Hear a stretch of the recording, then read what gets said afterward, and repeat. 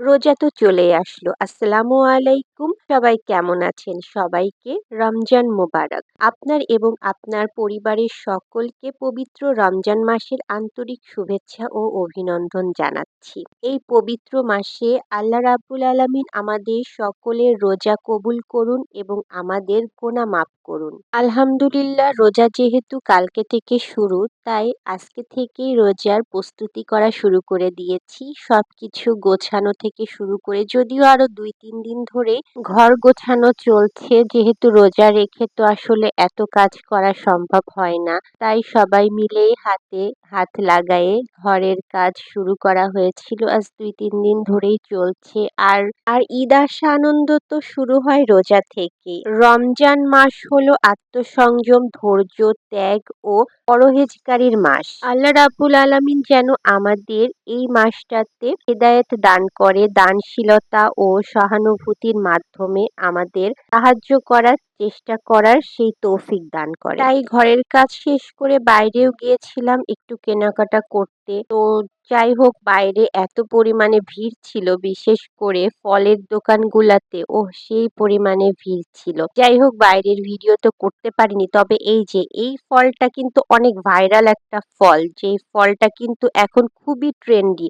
অনেক সেলিব্রিটি আপুরা কিন্তু ফলটা কেটে কেটে খাচ্ছে আর দেখাচ্ছে। তো ওই ফলটার নাম অবশ্যই আমাকে কমেন্ট বক্সে আপনারা জানায় দিবেন। দেখি কোন কোন আপু চিনতে পারে যে এই ফলটা নাম কি।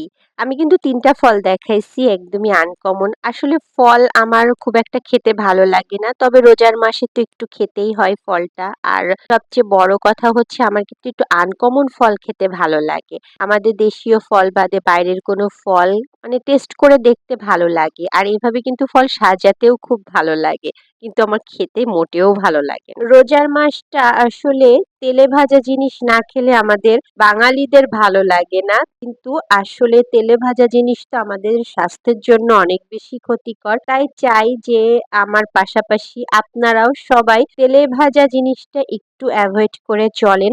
একটু হেলদি খাবার খান, একটু হালকা পাতলা খাবার খান। আমি ম্যাক্সিমাম টাইমই কিন্তু একটু রুটি বা ভাত এই ধরনের খাবারটা একটু মানে বেশি খেতে পছন্দ করি রোজার মাসে। ভাজা পোড়া তো খাওয়াই লাগে। তবে অতিরিক্ত তেলে ভাজা জিনিস আবার প্রতিদিন খেতে কিন্তু ভালোও লাগে না। আবার না বানালেও কিন্তু ভালো লাগে না। আমার মতো এরকমটা কার কার হয় বলেন তো? আমার কিন্তু এরকমটাই হয়। খাই না খাই, বানাতে কিন্তু অনেক বেশি ভালো লাগে। তাই বেশি বেশি করে ড্রাই ফ্রুটস খান, বেশি বেশি করে অবশ্যই তো খেজুর খাইতেই হবে।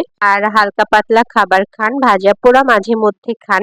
খেলেও তো আর আমাদের রোজার সেই ফিলটা আসবে না। রোজা রোজা তো মনেই হবে না। আমার তো মোটামুটি সব গোছগাছি কমপ্লিট। এখন শুধুমাত্র রোজাটা সম্পূর্ণ করার অপেক্ষা। রোজার মাসটা শুধুমাত্র চাই যে হালকা পাতলা খাওয়া দাওয়া করে ইবাদতের মাধ্যমে পুরা রোজার মাসটা কাটায় দিতে।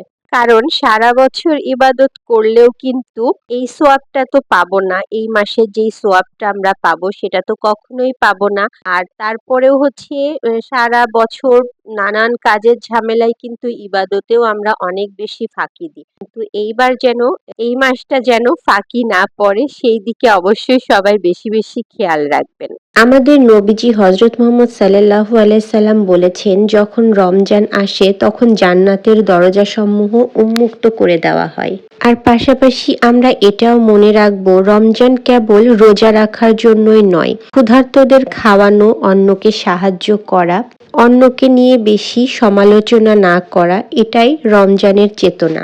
এই রমজান মাসে যেমন জান্নাতের দরজা খুলে দেওয়া হয়, জাহান্নামের দরজাও বন্ধ হয়ে যায়। আর শয়তানদের বেঁধে রাখা হয়।